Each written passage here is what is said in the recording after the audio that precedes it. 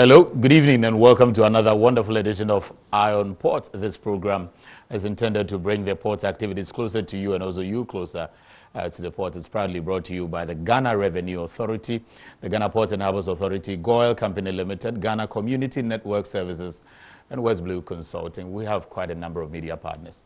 That includes the Business and Financial Times. So if you get a copy of the Tuesday edition of the Business and Financial Times, you should read virtually everything that happens on this platform. Same with Graphic Business. The Thursday edition of the Graphic Business, you should read about this program as well. Tomorrow at 8:30 p.m. on GH1, that's Monday, the abridged version of this program will be shown on there, also on Ghana Television.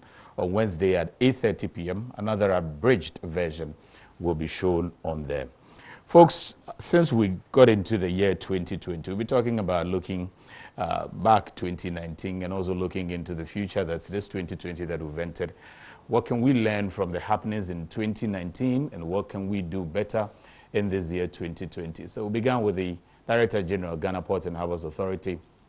We looked at the positioning of the port, what they did in 2019 and also what they intend to do in 2020 and how to get a lot of business coming into this country, particularly as we have the African Continental Free Trade Area Secretariat in this country. We also looked at the security issues around the maritime industry just last week. This week, we're going to look at revenue, money for the state. So we're looking at mobilizing revenue, the targets that we've set for ourselves. We'll be looking back at 2019 and also look into 2020. How do we strategize to make a lot of revenues? The policies that we have implemented before, we'll assess them and also look at some of the strategies we have in mobilizing or retrieving a lot more from that area. And we are fortunate to be joined by the man who is in charge of mobilizing revenue or leading the team to mobilize revenue for the state, the Commissioner General, Ghana Revenue Authority. Pretty shortly, I'll let you see him. In the meantime, quite a number of stories are running around the port and maritime industry. Overseas Commerce has something special for you. They think you should take a look at this. And when we come back, the results fair for 2020 also happened. The President, Nana Addo Dankwa Akufo-Addo, was there. We'll let you in on that.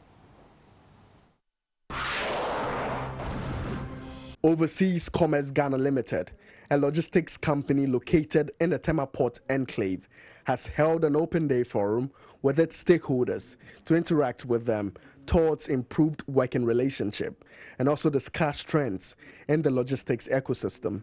Overseas Commerce currently operates a terminal hub dedicated to export and refrigerated cargo, a customs bonded warehouse, and a commercial cold store warehouse. Chief Executive Officer of Overseas Commerce Ghana Limited said the company, which originates from Israel, is putting in place measures to ensure that it becomes a one-stop logistical hub serving importers and exporters in Ghana. We can say we are also lucky that just across the street, about 300 meters across the street, there's the entrance to the new port of Ghana, which is, again, one of a kind in West Africa.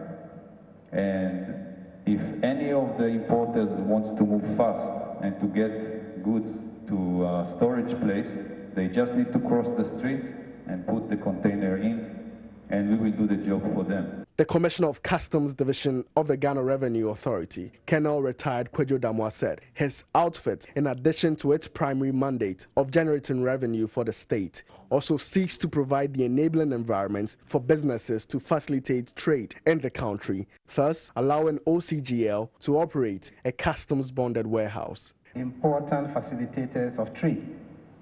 So if we have a partner who is in a position to assist in the realization of any of the three or a combination of them, then we should be glad to be associated with them. The Tema branch head of the Ghana Shippers Authority, Monica Josiah, explained the importance of having a world-class logistics ecosystem to boost export trade in Ghana and lauded companies like OCGL, which is contributing to the country's exports goals. It would make our country attractive. More industries would be set up here. People would get jobs. It would boost our exports and it would enable Ghana to maximize the advantages that are associated with increased exports. Adam Imoro Ayana, the Vice President of the Ship Owners and Agents Association of Ghana, encouraged shippers to patronize such warehousing facilities in order to expedite their business processes. I don't see why businesses would invest in warehouses when there are warehouse specialists around, because you add to your cost. What is important is make use of what exists, and you would see that it will have an overall value.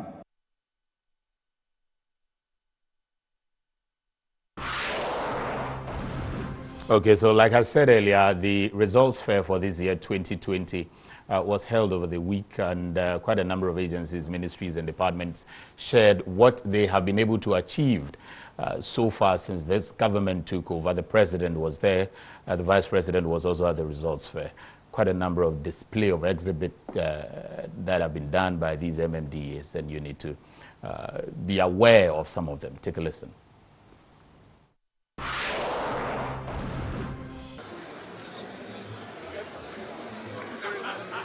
The Ministry of Monitoring and Evaluation has organized its 2020 results fair to create the platforms for ministries, departments, and agencies to provide the public with the results of policies and interventions that they have spearheaded. The various ministries, departments, and agencies exhibited their results for the public to visit and ask questions about all initiated programs. The Minister of Transport, Kweku Ofori-Siama, said considering the significance of the port and shipping industry to global commerce and Ghana's national economic development, investments have been made not only to expand Ghana's ports, but the introduction of policies like the paperless clearance system has increased efficiency in doing business at the country's ports. Initially, we had some few challenges, but I can tell you today that when we assumed office, the minimum hours that anybody can clear his goods at the port was not less than 100 hours.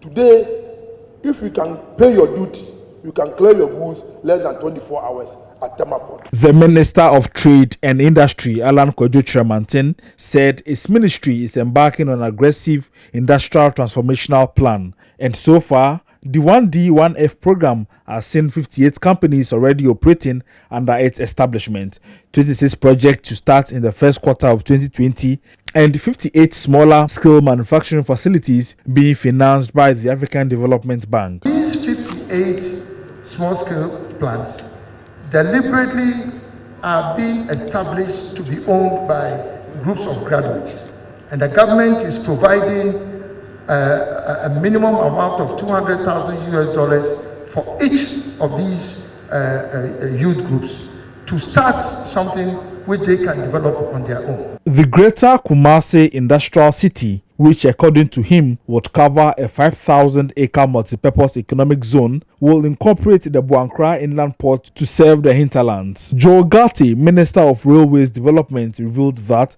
progress has been made towards the construction of modern rail line that would connect Tema and Burkina Faso, and according to him, when the project is completed, it will serve the transit business route. We are going to the last stage, and hopefully within the first quarter we would have chosen the contractor who will join partner Ghana and Burkina to complete the line, and hopefully construction will start within the third quarter of this year. The President of the Republic of Ghana, His Excellency Nana Akufo-Addo, stated that the results fair is a demonstration of the government's commitment to inclusivity and accountability. Not only will the results fair serve as a medium for open engagement and interaction between ministries and the Ghanaian people, it will also provide an avenue for the receipt of first-hand information and feedback from beneficiaries about the success or otherwise of our program.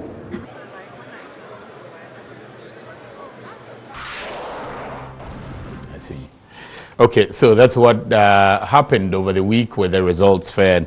You heard most of the ministers there touting what they have been able to achieve. Also at that fair was a Ghana Revenue Authority. Unfortunately, I have in the studio the Commissioner, Acting Commissioner General, Ghana Revenue Authority. He's also Reverend Father, Reverend Demisha Dai Owusuamo. Reverend, good to see you. Thank you very much. It's a pleasure to have you in my studio. Pleasure is mine also. And I learned something special about you. I know that you used to be president of the Scripture Union some time back. Yes, that's true. I see. And particularly in the branch that I was also serving at that time, I was in the Scripture Union with you at the time you were president. Yes, when I left the university and I was doing my national service, I was the president of the Scripture Union in Asamankese for a long time. I see. Yeah, so I worked in national service for 2 years and also worked in national service for another 2 years as a district coordinator for the National Service Secretariat in the West Akim district. Oh, okay. So you did service with SU as well for 2 years? No, service with the National Service Secretariat. Okay. Where I was also the National Service District Coordinator for the service. Okay. So as I was doing it, then I was also with the Scripture Union. Oh, okay. So I was the president of the Scripture Union in Asamankese.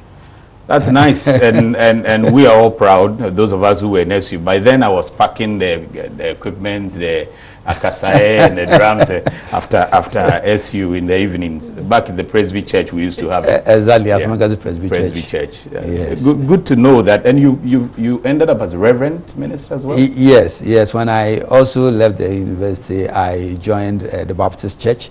I have been in the Baptist Church for since 1990. And so in 2011, I was ordained by the Baptist Convention, Ghana Baptist Convention.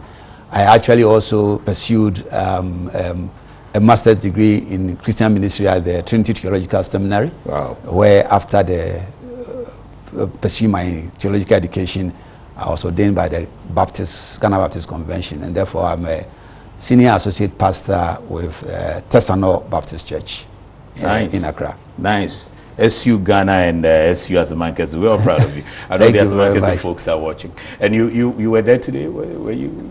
Oh, yes. I had to pay a visit to Asamankese today, but I had to come back quickly because of this program. Okay. Yes. So you often go to Asamankese?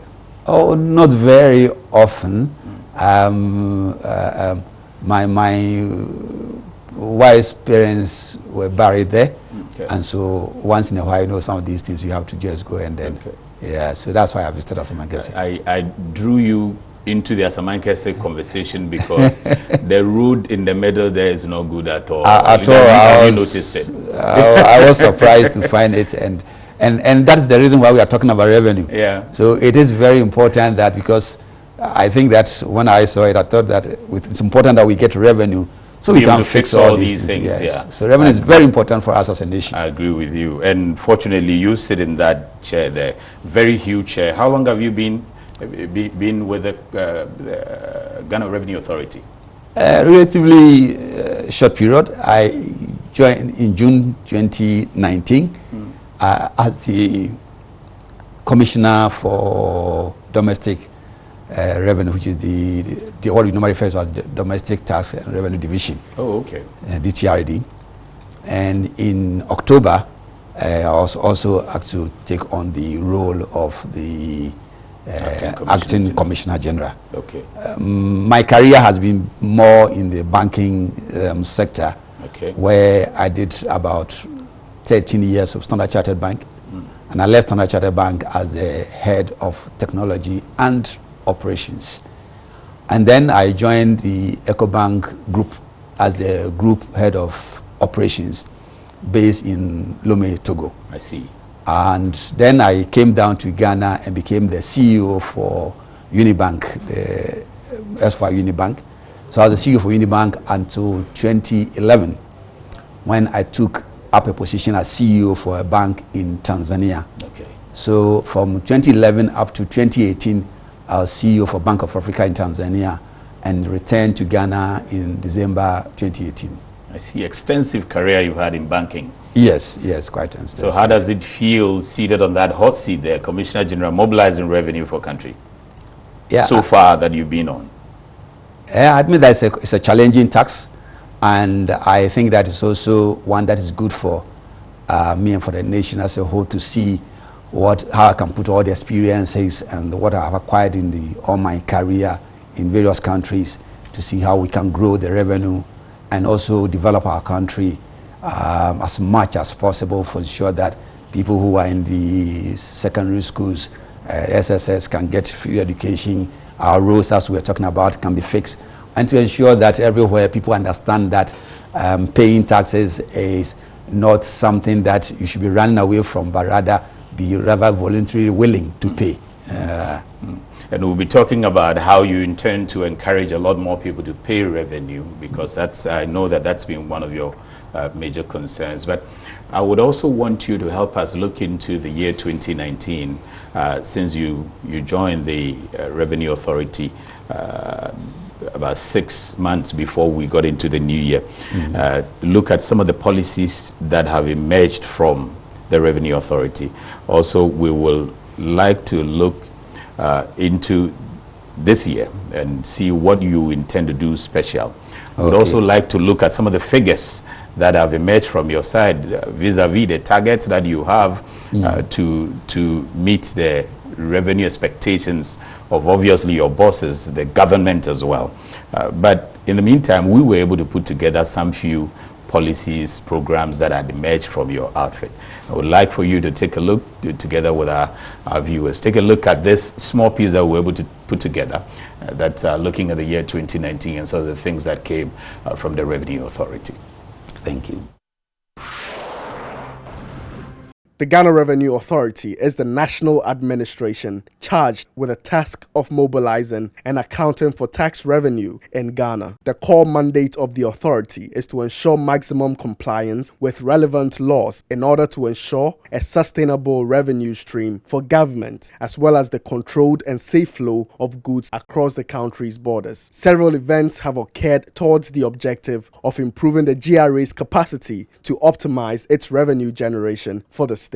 In February 2019, 300 NAPCO interns were recruited to the Tema Collection of Customs Division of GRA to add to the human resource needed to help achieve its revenue target of 17 billion Ghana cedis for the state in the year 2019.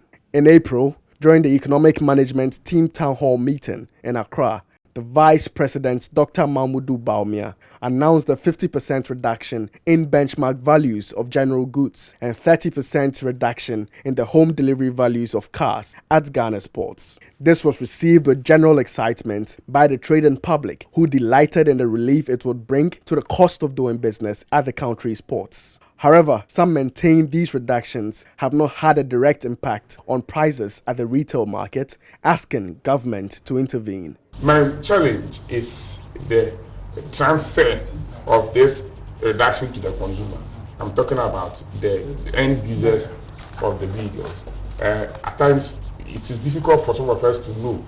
Personally, I do go to the vehicle sellers' workshop. I disguise myself and go and ask for cost of vehicles. And anytime you challenge them, they say these are old goods we are having. When they get out of market, the new goods come. And new goods are in. And vehicles prices haven't changed much. So earlier in 2019, at a staff deba, some personnel of GRA lamented about politicians using their influence to secure unwarranted exemptions at the detriment of the state and the taxpayer. Same people who came in through political appointment have their children as clearing agents who are using exemptions to clear goods.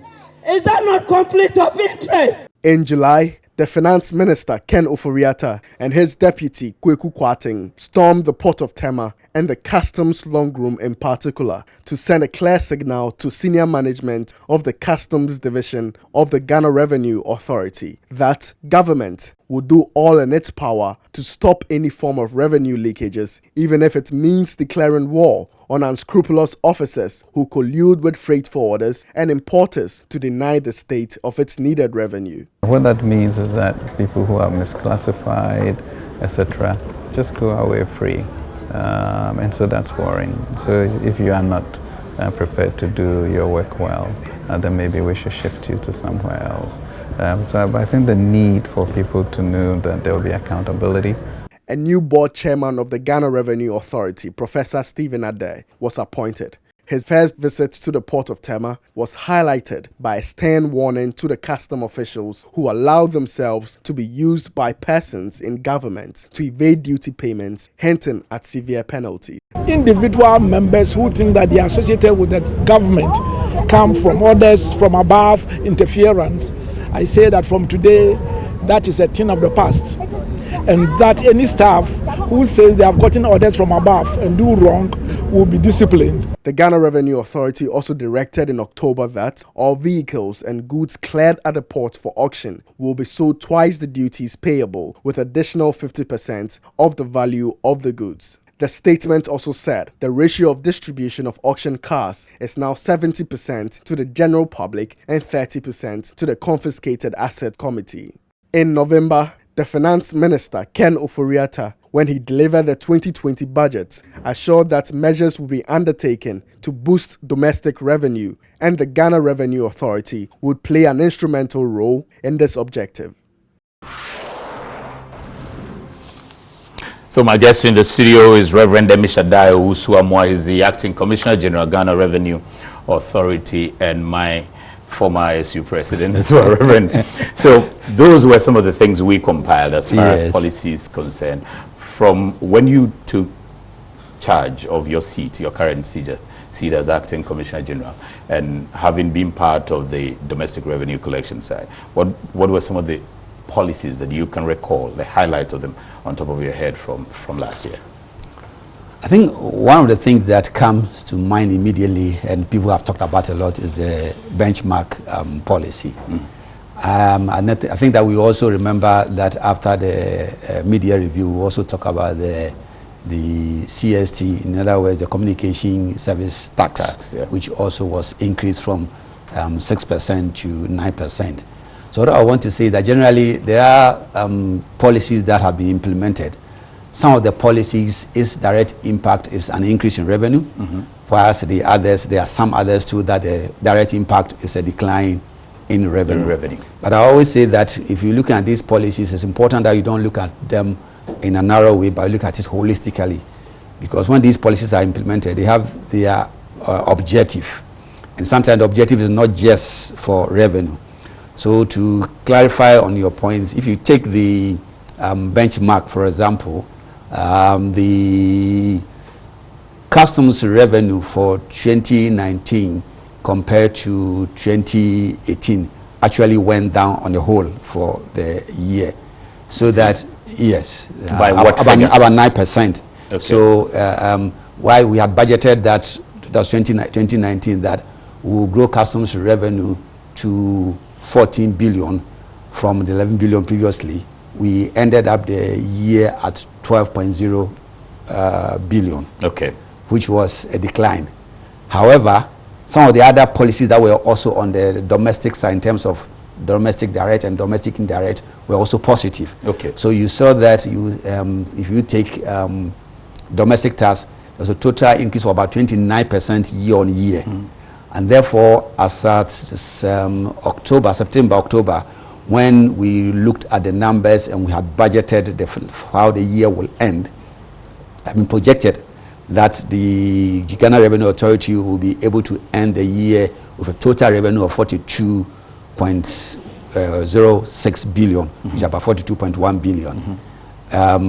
Then we had projected that customs will end the year at 12.5 billion. As against the original 14 billion. And then, so in total, the Revenue Authority ended the year at 43.5 billion, which is about 1.5 billion above the 42.01 or 06 billion that was projected. So you exceeded your target. So we exceeded the target that was given us at the end of the end of the third quarter. So at the end of the third quarter, we're supposed to deliver 42.06 billion, and by the end of the year, we had delivered 43.5 billion, which means that we had exceeded the target by 1.5 billion. And if you look at it, you realize that even though customs had suffered in terms of the benchmark values, we had put in some other efforts to try and then close the gap. And then we also put in more efforts in the domestic, for the direct and indirect domestic. That also helped close the overall gap and therefore help the Revenue Authority to exceed the target. Because quite a number of people were worried that, once you have reduced import duties by that huge margin, particularly the benchmark values by that huge margin of 50%, and then the home delivery values of cars by 30%. The expectation was that government was going to lose. But the revelation from you now is that there were other measures in other tax collection areas that you were able to make up for what you lost in the custom side, the import duty side. Yes, from the domestic side. In fact, one of the areas that you will see significant increase, if you take VAT, the value added tax, we had to do a lot of VAT invigilation. What do you mean by VAT invigilation is making use of the NAPCOs and then going from shop to shop and actually physically inspecting people who are issuing the VAT, so that we were able to reduce the non-compliance to VAT, and then also to reduce the partial compliance. When I say partial compliance, people issue the VAT, but they make sure that they find various ways of under invoicing, so that the VAT you will get from the sale is ridiculously lower than what is expected. So we had to use the NAPCO staff to do some of this invigilation, supported by experienced tax officers or revenue officers. And as a result, you see that VAT, for example, saw a 37.7% increase year on year. So that the contribution of VAT to our tax, which was about 10% in 2018, ended up around 12.8% in 2019. Again, you also saw a significant increase in the corporate income tax. Ironically, you find out that overall the banking industry did better than the previous year, and therefore the corporate income tax that we got from them was also better than the previous year. So there was also an increase in corporate income tax. And so these other measures also had its positive effect. And then balancing it overall is what we ended. In addition, we also had to take some other initiatives. These initiatives include the general effort to ensure that debts are collected. I think that there are a number of measures that a revenue authority is supposed to go through to collect any outstanding debts. And it includes first writing demand notice to the debtor or the taxpayer, and then also engaging him in conversation. There's room, even in the law, to allow for a spread if the taxpayer is very much constrained that he cannot pay all of it in bulk at the same time. Yes, and the law allows a maximum of 12 months. So we go through all this, and if still the taxpayer is not complying, then we have to do what we refer to, the law allows for enforcement measures. And I think that you saw that in the last quarter, we did more enforcement measures, which includes other garnishing of the account. In other words, we freeze your account to be sure that whatever money is in the account is paid to the revenue authority. If we still don't get the money, we had to go on to do either we close your shop, or if there are any assets that we can take to ensure that we get the money. And I think that it had a very positive impact. Because apart from few customers that we had to do this on, other taxpayers voluntarily came. And I saw a number of taxpayers voluntarily come in and say, I have this debt, what can we do about it? And then we had to look at it and negotiate. So we want to emphasize that this also helped a lot in terms of the mobilization of the revenue in the last quarter. But where was that motivation coming from for people to voluntarily come up and say, look, I owe this debt to the authority, and for which reason I've come forward to pay? Where was the motivation coming from? What did you do? I think that I'll mention three factors. One, among the staff themselves, we created a kind of competition among the various tax offices. And ensure that each tax office is competitively competing against one another and trying to perform excellently. And we made it very aware to the staff that for everything that we have to do in terms of promotion, everything, it should be performance based and not on any other thing, not on how long we have been there and things like that. And you know, sometimes in the public service, the people talk more of how long we have been there. But from my private sector experience, is who can do it and do it better. And therefore, that is what we have to let the people know. Number two, we got the union, the staff union coming together and say, we also want to join you. And they came out with what we call the name and shame, where they also went down to all parts of the country and tried to identify people who were recalcitrant and not trying to pay their taxes, and make sure that we make the effort to name and shame. At the same time, then we also use what's allowed in the law to enforce the payment. And so as our taxpayers saw these, then they knew that it is better for you to come forward than for you to be shamed. Yes, exactly. And it is not our desire. It's not that we want to shame people. Our plan is to make sure that as Ghanaians, we all become voluntary, compliant, and willing to pay. But if you decide not to come and you want to be recalcitrant, then we will not hesitate. And that one I want to assure the general public taxpayer that as much as I lead this team, we'll make sure that we encourage, we educate, we motivate. But if we decide to be recalcitrant, the law will take its course. Okay. But do you also agree that quite a large number of people, and maybe to be specific, the informal side, also you were not able to make a lot from them in the previous years? Would you say that the measure that you put in place in 2019 that earned you this target that you were able to meet and even exceeding it, 43 billion, was able to cover even the informal sector very well as you wish? Not really. I think that there's still a lot of opportunity in the informal sector. We did a lot. We got quite substantial amount. In fact, the informal sector gave us almost about 400 million as against about 300 million the previous year. So if you look at year-on-year increase, there was an increase. Yes. But then we believe that the opportunity or the tax opportunity in the informal sector is something between 2 and 3 billion.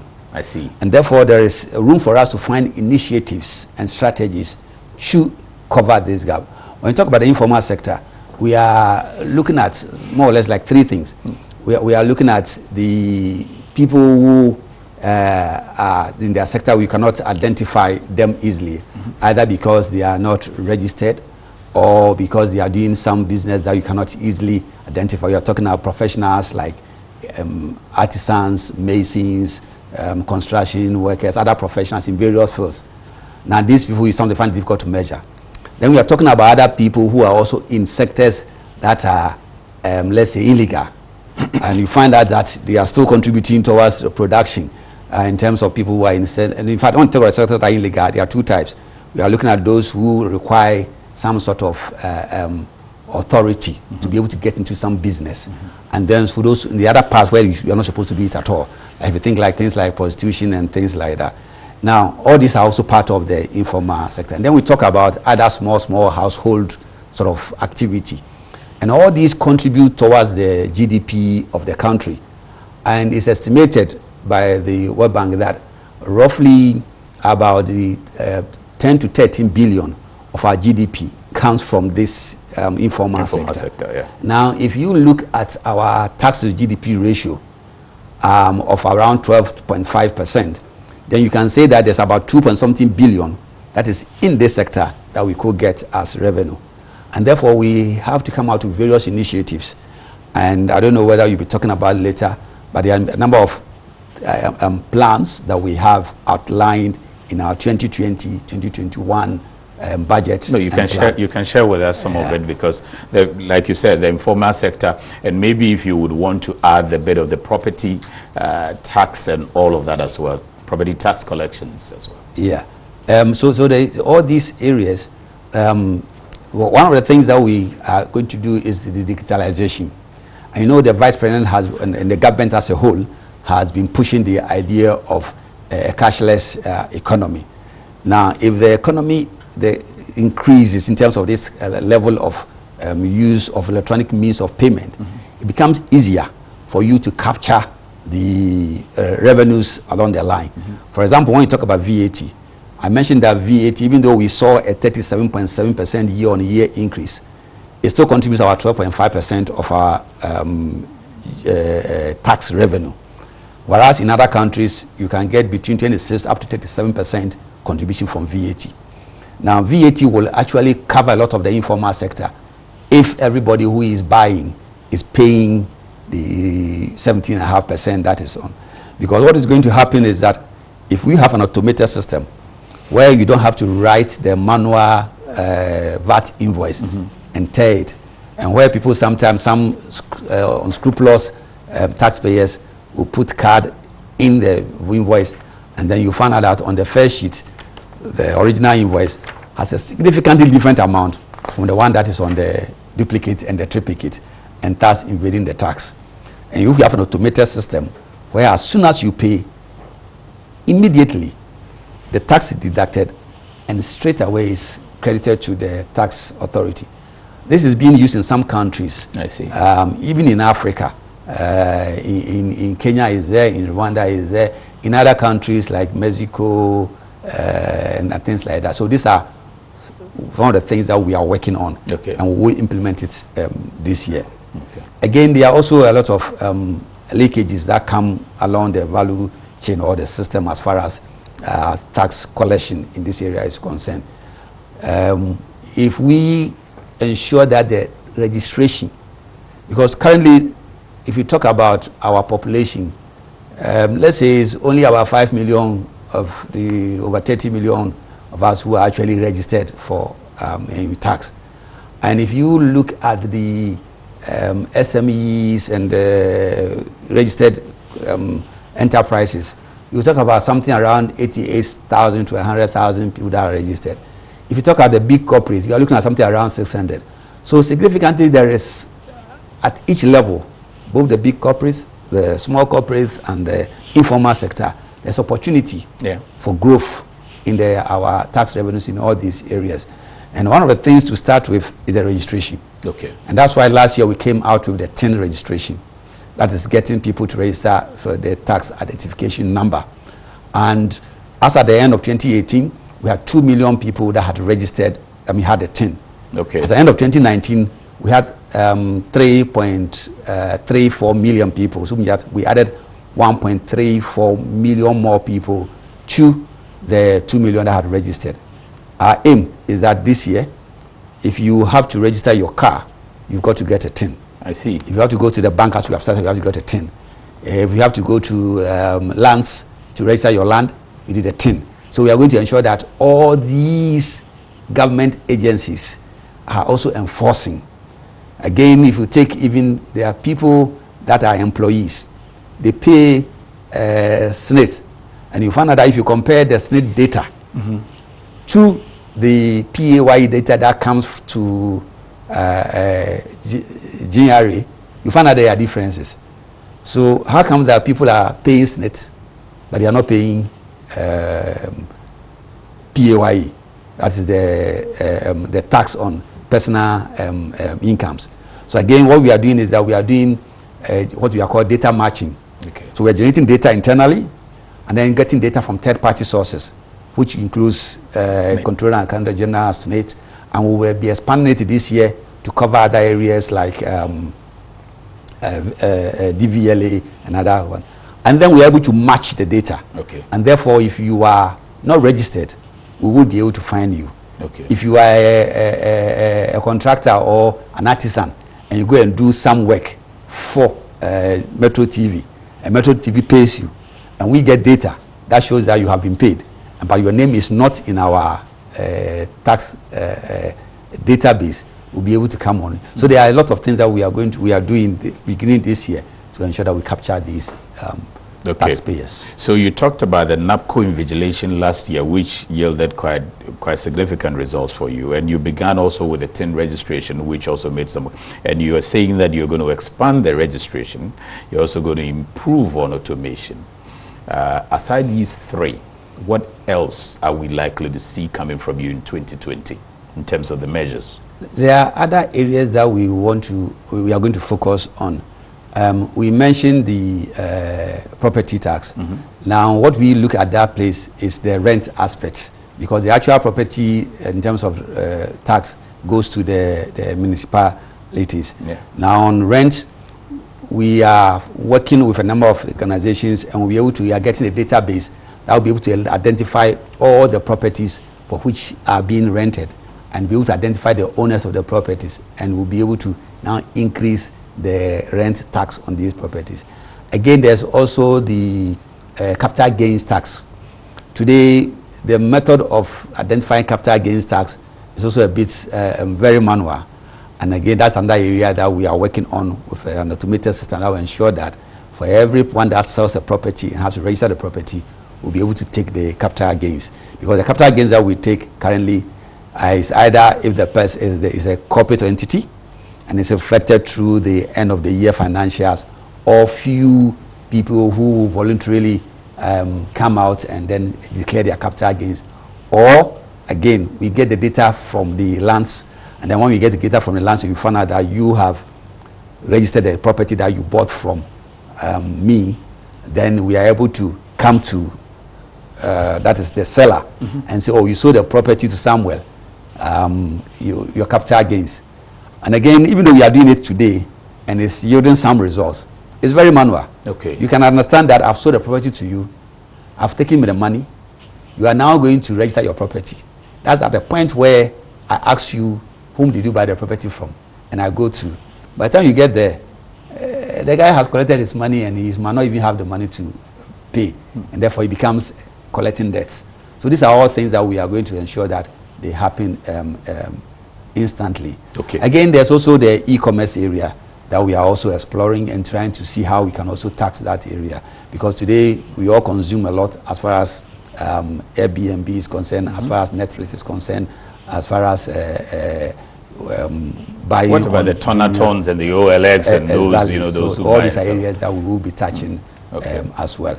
Okay. And then generally, I want to also admonish that the enforcement that we started in the last quarter will continue. And therefore, it is important that we all become voluntary compliant rather than waiting for any sort of enforcement. Okay. So you tried, or government tried, reducing the benchmark values 50%. You reduced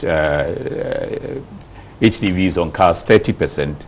You were still able to make revenue generally, overall, because you were able to put certain measures in place in other areas, generated a lot of revenue from there, and then make up for it.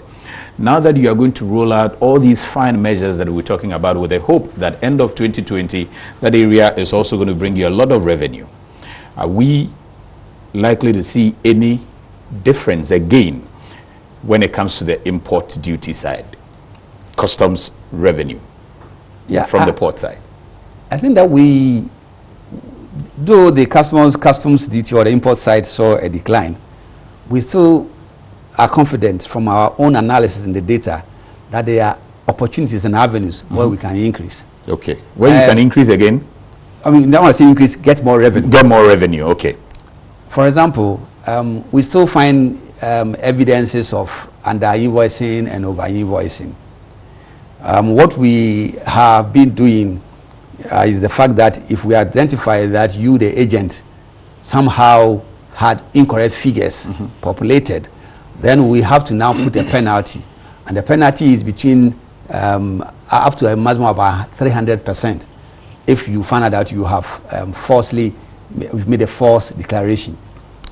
Now, going forward, we're not only going to put a penalty, we have to now question the agent as to the reasons for these infractions. Declarations and all that. If you are not able to give any tangible or acceptable explanation, and you continue for 2-3 times, we have to ban such agents from operating, and we have to make sure that the agents lead up to expectation.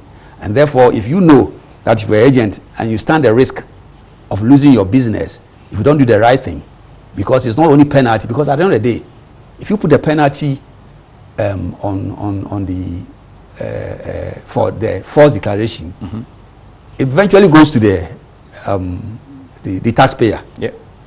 And so it becomes more or less the taxpayer who is only bearing the burden. But false declaration can only happen if there is some sort of connivance between the agent, or though not always the case, but it is possible. That's why I'm saying that if you don't get tangible explanation, then you have to be able to take on such agents. But and if we do these things, we'll be able to, and then we also have a system that will help us also track the under-invoicing and the over-invoicing. So what I'm trying to say is that there are various ways by which we will try to ensure that the leakages and the shortages are minimized. But can there be any tangible reason for under-declaration that you buy into? Sometimes there could be various reasons that they will give. But the reason why I say that you have to give you the chance, because after all, we all know that in this, by law, you cannot find somebody guilty until it is proven. So. And so it is important that you give the agent the chance to respond, so that you don't have a situation where because you are a tax authority, you'll be imposing stuff on people. Things you have to give them the chance to explain. But because you said 2-3 times, that's where, because then it means that you would have identified this fellow having under-declared one time, reasons given, probably accepted or otherwise, and then there's another time, and then there's another time, before you get into punitive measures for them? No, there are punitive measures from day one. Because I mentioned to you that there's a penalty of up to 300%. And therefore, immediately today, the only thing that are being applied is the penalties. Now, what we are going to add is the sanctioning. Okay. So that is the additional punishment or additional deterrent that will come in. When are we likely to see this? We starting this very month. Okay. Let me just announce to viewers that you can join the conversation, and I see you getting quite a number of messages coming through already. You can join the conversation if you want to be part. Send a WhatsApp 020-552-8353, 020-552-8353. I will announce the phone lines when it's time for the phone calls, but the WhatsApp messages, you can begin to send the messages. You don't have to call the WhatsApp line. You can send a message. I'm also directed by my producers to let you know that you can view the program live on Facebook as well. So if you're driving and still find interest, or you can't sit behind your TV and you need to move, you can still watch us on Facebook. My guest in the studio is the Acting Commissioner General, Ghana Revenue Authority, Reverend Emishadai Owusu Amwa. And we're talking mobilizing revenue, the goals that we have as a country to mobilize revenue. We are assessing some of the policies and addressing some of the differences that we have seen in the past. Commissioner General, there are a lot of people have said, I don't know if this is under you, toll collection. Does it bring some money to you? Do you monitor that side? No, okay. But it brings revenue to us as a whole. You know, the revenues are into two categories. There's tax revenue and non-tax revenue. Okay. So there are many government agencies and departments that collect revenue from various sources, like the courts, the Registrar General, the tolls, so all these things are there, and they all come as part of the overall government revenue. But the tax revenue forms about 70% of the total government revenue, and then these other ones forms another 30 to 35% of the revenue. Okay. So the mandate of Ghana Revenue Authority is the tax revenue. There are one or two non-tax revenues, but Ghana Revenue Authority is made the collecting agency, so we collect on behalf of that particular agency. Okay, before I move or delve deeper into the port side of it, the concern has come from the public that, you know, you pay quite a lot of these revenues and little is seen in terms of development and all of that, and so they are not encouraged by it. You pay a lot of tolls and the roads are not being fixed and all of that. In encouraging people to pay a lot of their revenues and all of that, how are you also assuring them that, look, whatever you are paying to state, you are going to see a reflection of that in your livelihoods? I think that you started with Asamankasi roads, which I'm very much concerned about. but you also move on to the results fair. Yeah. And you also showed on the results fair a number of things that has been done by this government. And I think that one of the things that this government is committed to, as you might have talked about, is in terms of the the senior secondary school, as well as the roads and the networks. The primary objective or the primary task for Ghana Revenue Authority is to collect the revenue. And then, as part of the overall government objective, the government ensures that the revenues are deployed in a way that meets the needs of the nation. As much as possible, wherever we interact, since we find ourselves in the various corridors, we try to influence as well as to encourage as much as possible to ensure that the revenues are being used in the right way, to ensure that, because, and again, we also as an authority in our campaigns also pick on some of the things that has been done by the government and let people know that these are the things that your taxes do, so that you are encouraged to pay, knowing that at the end of the day, these are the things that your tax will do. You know, it's important. It's sometimes the way we pay tithes in the church. In the church, you have to constantly agree that this is my obligation, and I love to do it. The same way we have to think about it, because many of us are either Christians or religious, but we are willing to pay the tithes. But when it comes to the taxes, we are a bit reluctant. Maybe because of faith in God, a lot more faith in God than faith in man.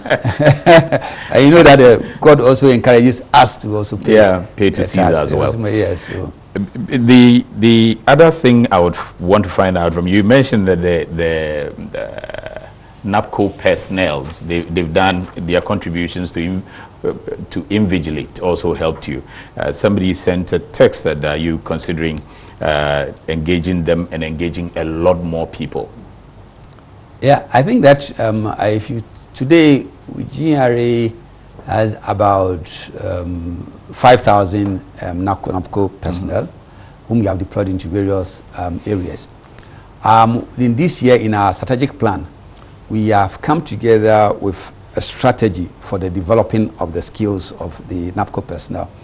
What we want to do, we don't want them to be people that are just walking around, but to ensure that their talents are enhanced, so that in the future, if they are not even working for GRA, their talents are developed such that they can, because the objective of our president, His Excellency Nekufuado, in terms of this NAPCO, is to develop the talents of the people, to enhance them so that they don't just walk around.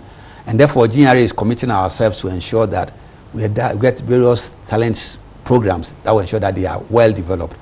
Number two, we are also coming out of measurement criteria so that whoever is there is performing excellently. If you go to the banks, and some of you and some of us have their relatives and things like that, and we look at the direct sales executives, they have targets, and they deliver according to targets. And therefore, when the time comes for you to employ, we know those who are excelling, and then they are easily able to rope them in. The same approach that we are going to use for the NAPCOs. We make sure that you have targets, you have performance measurement criteria, and then at each point in time, your performance is measured, so that when it's time for us to recruit new people, when there are vacancies, we know that we already have the talents. And I must say that there are one or two that we've already engaged who are doing excellently well. Okay, let's get into the ports now. Now, one of the things I have heard consistently, a year ago we were in Burkina, Mali and Niger, and from the transit community, they've lamented bitterly about VAT on transit goods. And they said this has gone on for quite too long. Recently, when the board chairman of Ghana Ports and Harbours Authority, Mr. Peter Magmeno, led a delegation to the same transit countries, the issue came up. Why are you charging VAT on transit goods? I'm not aware that we are charging, because transit goods are not, we don't impose VAT on transit goods. Oh, you don't? No. Because the goods are meant to go through transit. Yes, What is required is that you place a bond. In other words, you put an insurance guarantee to say that the goods will exit the country. That's been done by SIC. And so if it doesn't exit the country, and we detect that the goods have been diverted into the country, then you have to pay the taxes on it. And if you have to pay the taxes on it, then if you don't have the money, because you have placed a bond, we can call on the guarantee from the financial institution that issued the guarantee. Now, the one other thing that we're doing is to ensure that we'll be able to track the goods, so that we know that the goods are actually exiting the country. There has been some discussion about what we call the first port rule.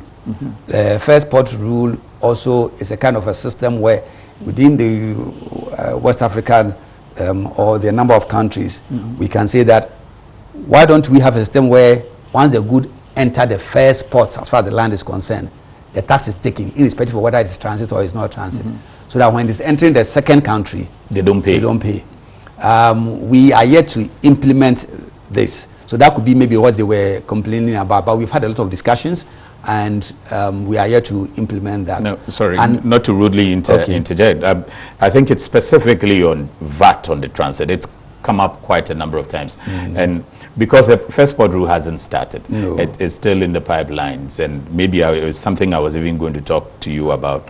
But the VAT in particular, I'm interested, and it intrigues me to learn that you are saying that there's no VAT. You're not collecting any VAT on transit? It's the goods that are coming into the country that we take the VAT. The ones that are going to transit, we don't. Until maybe if you divert and you are caught, then you have to pay. But once it's leaving the country, we don't. And then recently there was also a directive that if they stay, if they don't exit their goods within 10 days, they pay at the borders, either Hamile or Paga, before they leave. And they have complained that, you know, the time is too short because they use trucks that can break down along the line. Using 10 days to exit the country is quite too short. And you have to pay by day, 1,000 Ghana cedis every day that you exceed that 10 days. They think that is too much. Isn't there something your outfit can do about this? I think in many countries, transit goods is a general challenge that needs to be monitored, because it can be abused, especially if you have not been able to effectively monitor and track the goods. We've heard stories of, because today we have devices that we put on the trucks to ensure that they are tracked all the way. But we get stories about people finding ways of removing the devices, or people saying the trucks are broken down, and before you realize, you are not able to track the goods. So there are these stories that we do here, and therefore we are constantly making the effort to make sure that we put in stringent measures to ensure that we don't lose out in the name of the transit. But it's important as part of the community, especially if we are fortunate to be have a port and there are other neighbors who don't have a land ports. We have to make sure that we promote trade within the sub-region, and therefore wherever we discuss these things and we think that there are opportunities, and it's also interesting to know that there are a lot of working groups in terms of customs groups, associations between nations that discusses these things constantly and come out with ways that will ensure that trade goes on smoothly among the various countries. Talking about tracking of our goods and the diversion and all of that, what measures, different measures are we going to see? Because that's also an area that people have complained about, that it's letting the country lose a lot, because once people import, they paint the picture as though I'm taking it to Burkina or Mali or Niger, and then they end up turning it around into the Ghanaian market. By that means they would have evaded the tax that they should have paid at the port. The tracking system of these cargoes, how effective are they? Okay, one of the action points, I mentioned 3 action points that we are taking this year. One, we are going to review the entire tracking mechanism and to ensure that they are as effective as possible. Number 2, we are also linking video screens and CCTVs attached to these tracking mechanisms. What I mean by that is that, you know, currently what we see is the tracking device moving on the map. Yes. But then there are other countries that you can see not only the tracking device, but you can also see the video of the moving. And therefore, if it stops, it's easy for you to track. Again, at the point when we are even putting the device on the track, there are people at the head office who are actually monitoring. But today, how they monitor is just they are told that this is the device and the truck is moving, and you see the truck on the map. As I speak today, we have already installed screens and cameras at the ports, so that when you are putting the device, we also see the track on which the device is being put. So when the track starts moving, we know the particular track that has started moving. Okay. So all these are measures that we have put in place to ensure that there are more effective ways of tracking the cargo, so that we don't lose as far as the transit cargo is concerned. And we believe that a lot of these measures will help in terms of improving the revenues for 2020. And therefore, even though the benchmark values are still there, in our budget for 2020, we still expect an increase in the revenue from customs, yes, as well as from the domestic side. Okay, because what about the lifespan of those devices? Because the complaint had been that some of these devices don't last. They can last longer. So about 10 days after they even get off, they don't work effectively. And so at the moment, some of your men, the custom officers, would have to escort physically the cargo before they exit, just to ensure that these cargoes are exiting. And that's, I'm sure you agree, that that's also putting the lives of some of these officers in line.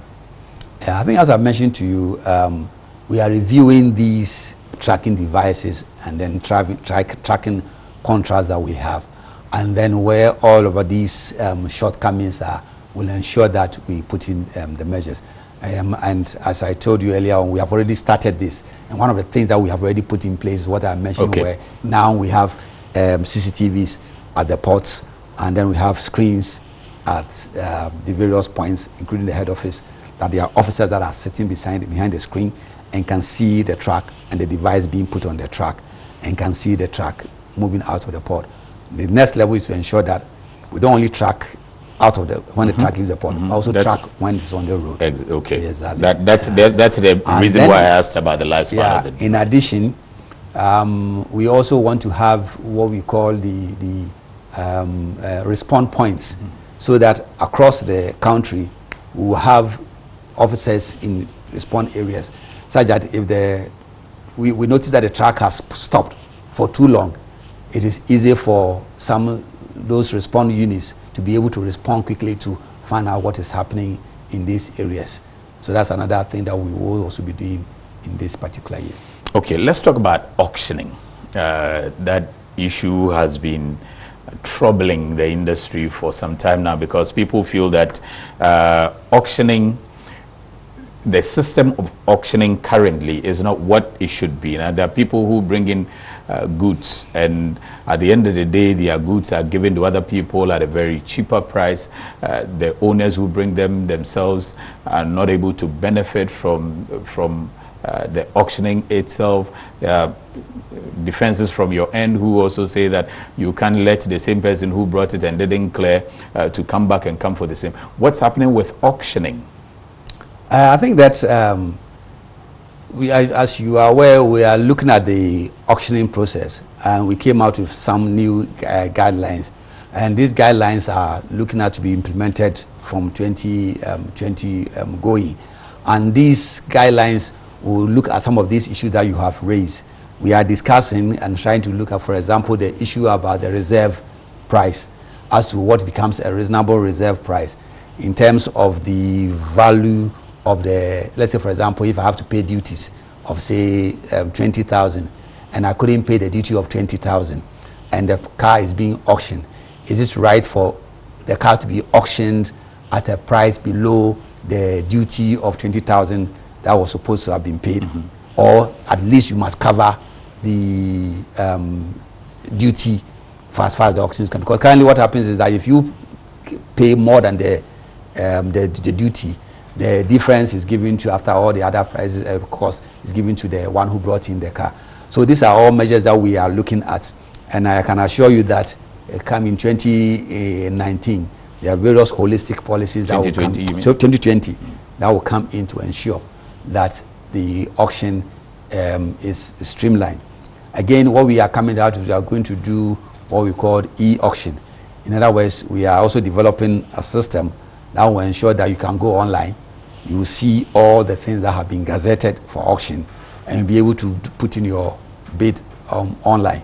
And we believe that that will also help to eliminate the level of the extent to which we give chance to people to make individual decisions, because it becomes an online thing. So the level of discretion will be reduced. Okay, because towards the end of last year, we had a directive from your office saying that you're going to deal with this 70% going into the public for auctioning, and then the 30% was going to go to the confiscated asset committee. That's supposed to be for allocation and whatever it is. Is that a directive you're talking about, or has it changed? Yeah, I think that the last auction that was meant for 2019, which is now the one that is going out, now these things were gazetted earlier on as auction items, confiscated items earlier in the year.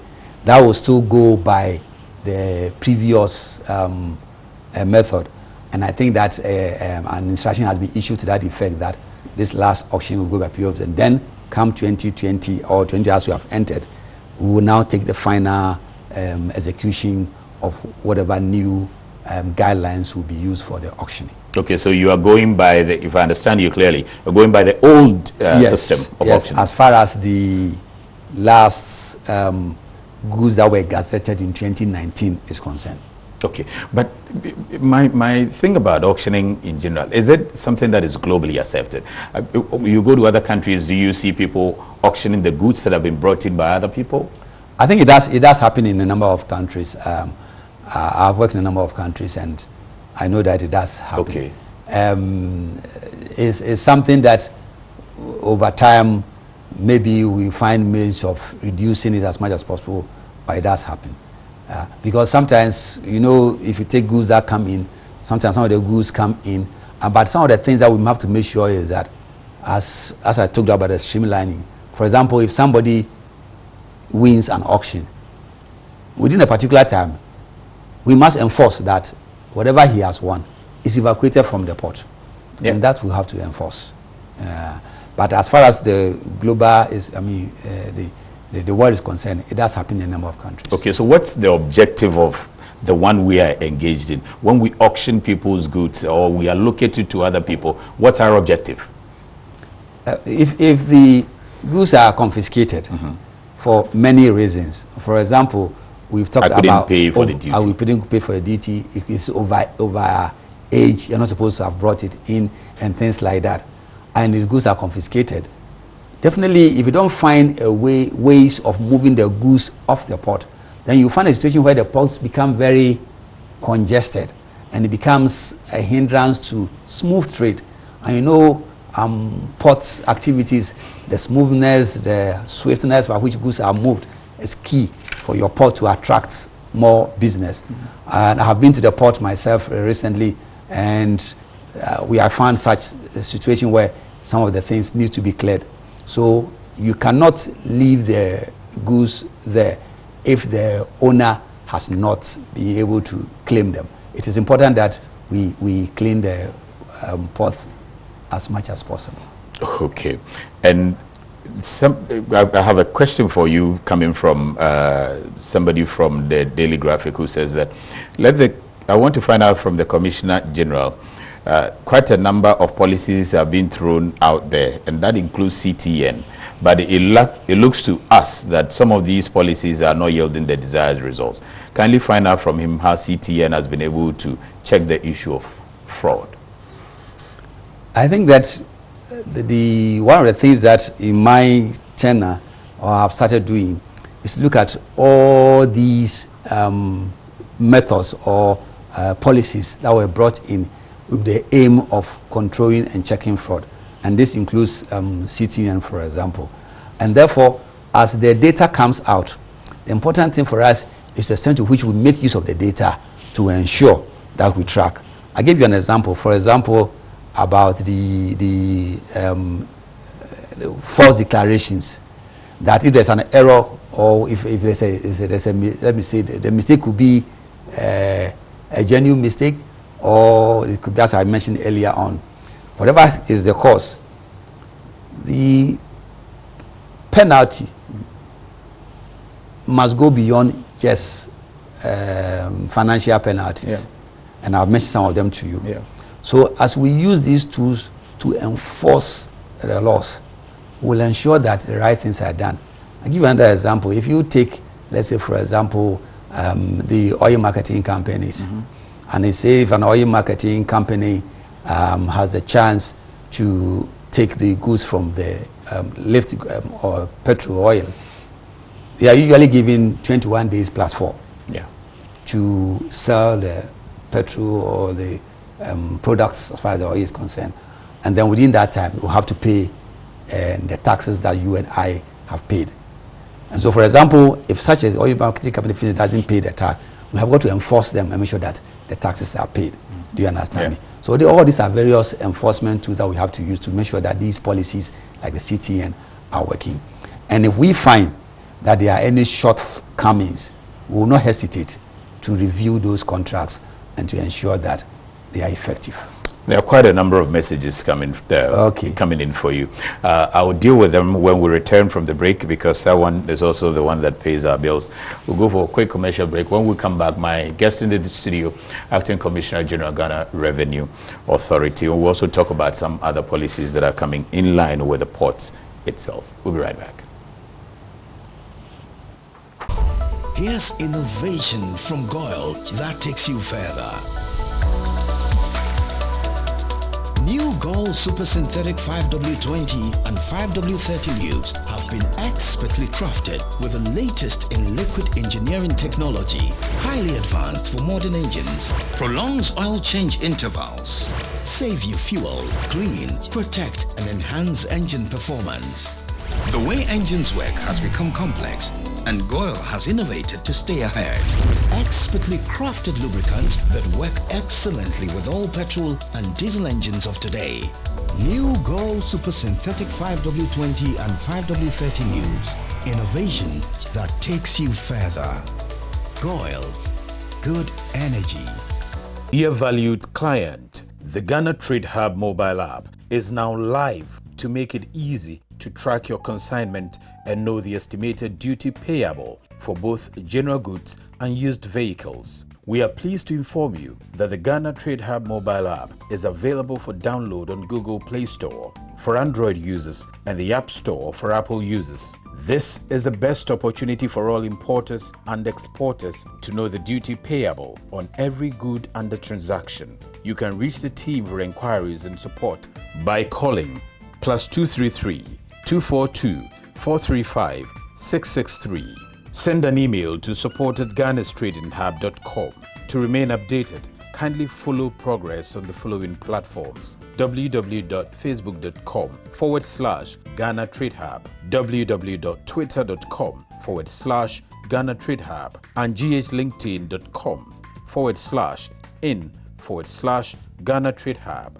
Importers and exporters can download the official Ghana Single Window mobile app, which allows you to track your consignment conveniently and also allows you to obtain your estimated duty for general goods and used vehicles. Please spread the message to everyone importing or exporting. The Ghana Trading Hub mobile app is now live. Download and never be cheated. This is powered by the Smart Ports project under the auspices of the Government of Ghana and the Ghana Revenue Authority. Smart Port, improving Ghana's ease of doing business.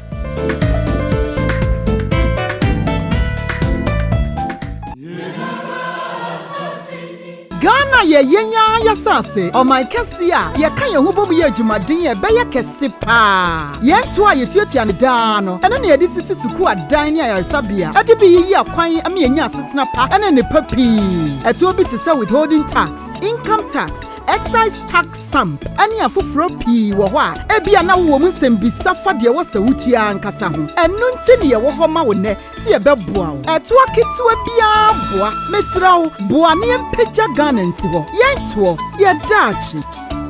Okay. Welcome back to the program. My guest in the studio is the Acting Commissioner General, Ghana Revenue Authority, Reverend Emishadayo Owusu Amwa. And we're talking the revenue targets that we have as a country. We are assessing some of our policies, and we're also looking at some of the variances, whether positive or negative, that we've been able to chalk as a country. So, Commissioner General, overall, would you say that revenue mobilization is going the way you expect it to go? I would say that it's gone good so far, but I believe I'm sure that there are opportunities for further revenue. Okay. There are various areas that we see gaps. In terms of when I say gaps, there are a number of factors that we can do to calculate and see that there's opportunity for further revenue this year, further revenue in this area. So there are a lot of opportunities. And your targets for this year, 2020, will be what? The target for this year, as far as the national budget is concerned, is 47 billion. I see. Now, we as a revenue authority has given ourselves our own stretch target, which for now I want to reserve it with myself and my team, which is above the 47. The one that's been set for you. Yes, yes. And that is where we are all aiming at, stretching ourselves to, because we think that if we take a number of measures, including the digitalization of the end-to-end process. Now, today, if you look at the way the tax is collected, everybody has to, in fact, majority has to go to the tax office and pay the tax. Vehicle income tax, people have to queue.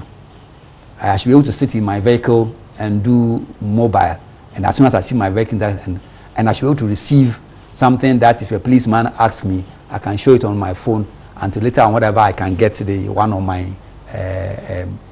screen, so that I don't need to go and queue to pay the VAT. No, taxes, if it's easier for the people to pay, then you can have more compliance.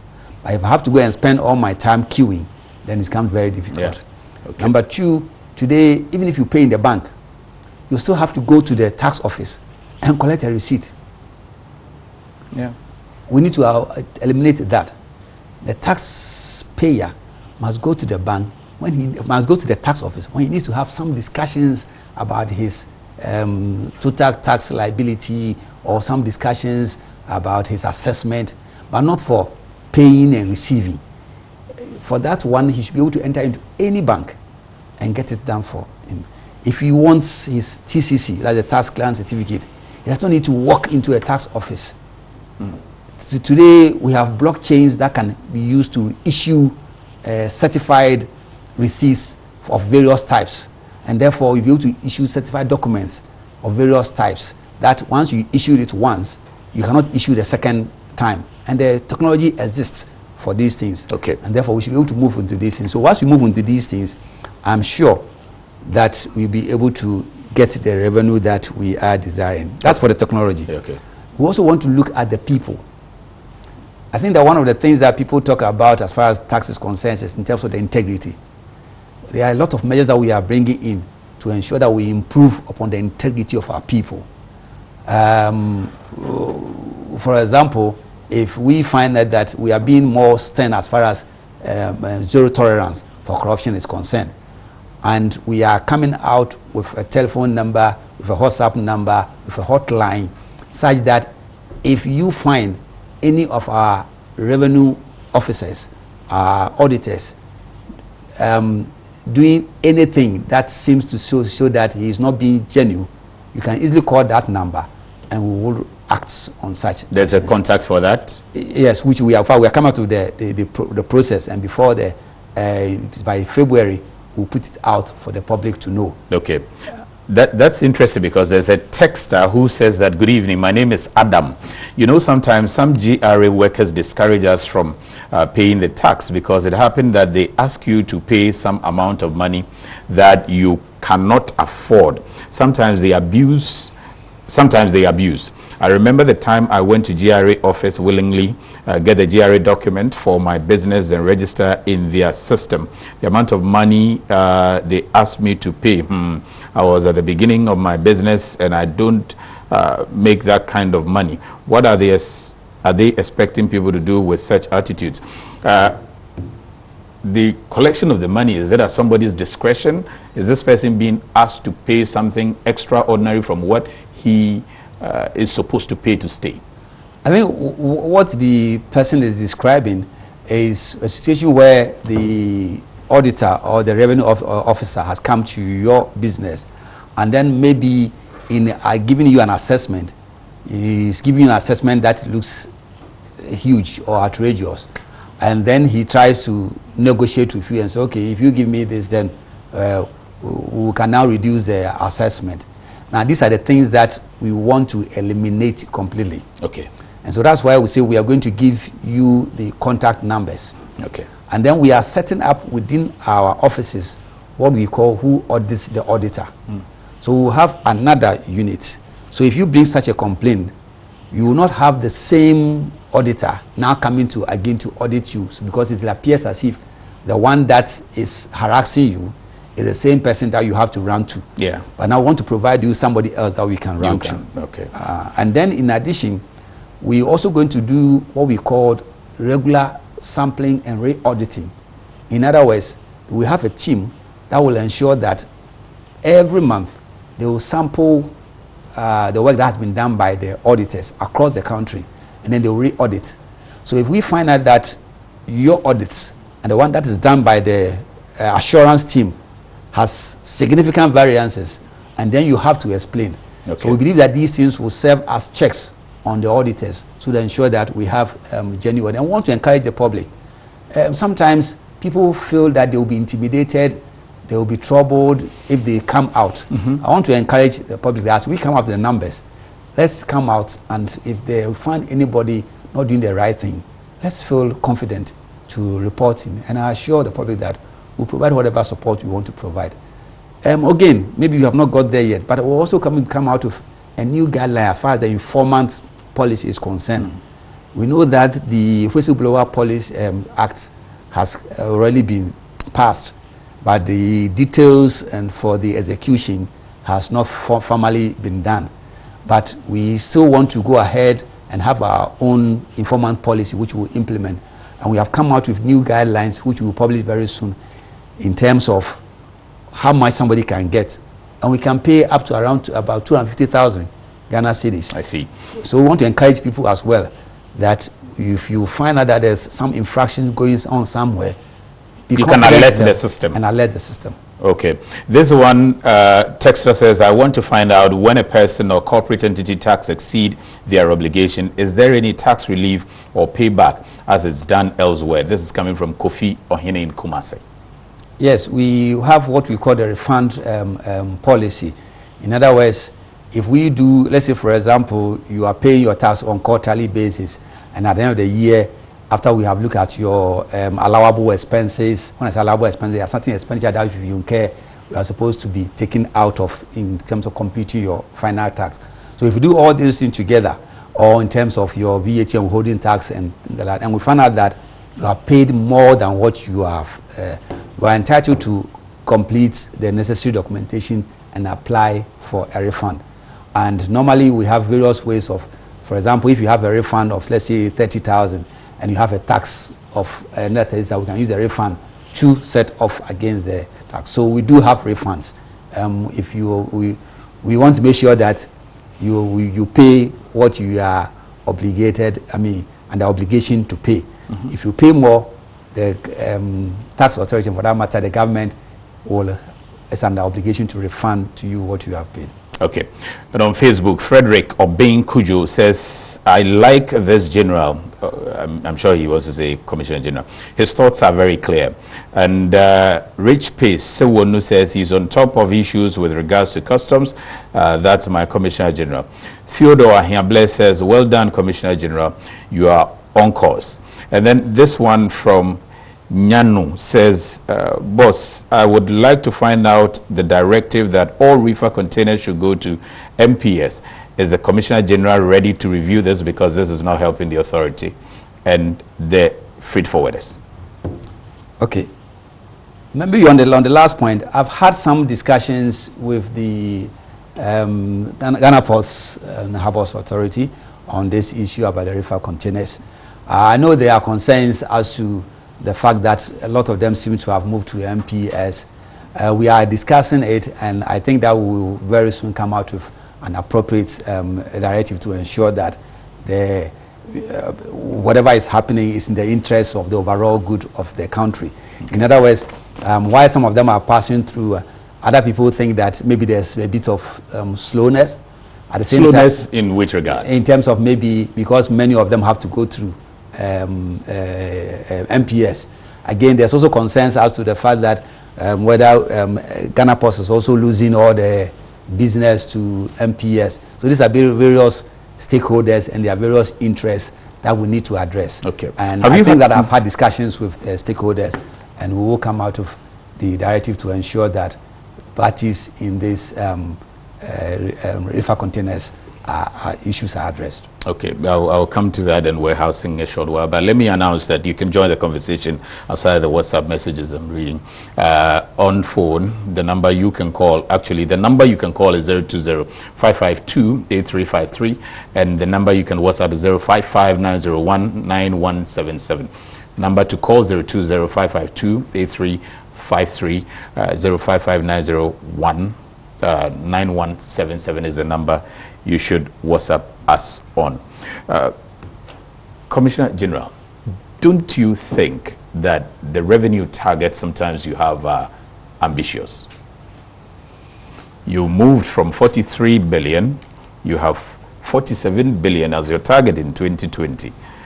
And I think if you look at last year, we achieved, I'm not say last year, I'm talking about 2018. 2018, it was 37.7 billion. That was what was... say that again, sorry. 37. Okay, 37.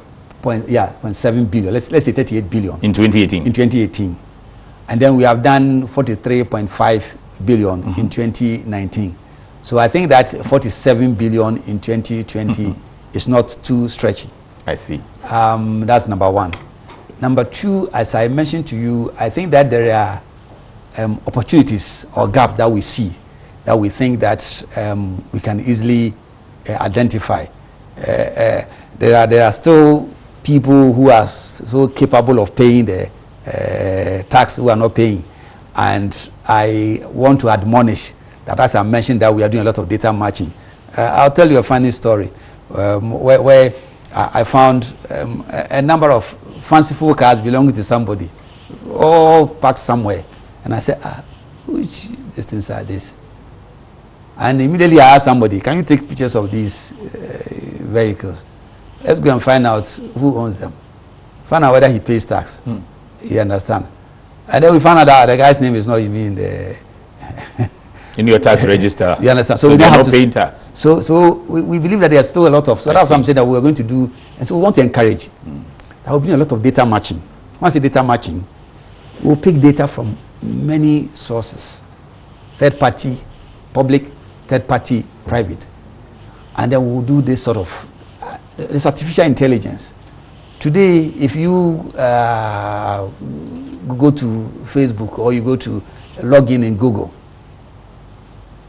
it will ask you, oh, when you went to Kempinski, how was Kempinski? Though you didn't tell Google that you're going to Kempinski. Yeah. The next time you tell you, so what next gospel song do you want to play? You never told Google that, or YouTube, this is a gospel song. That's a gospel song that you like, but it has tracked you over time and it knows that you can.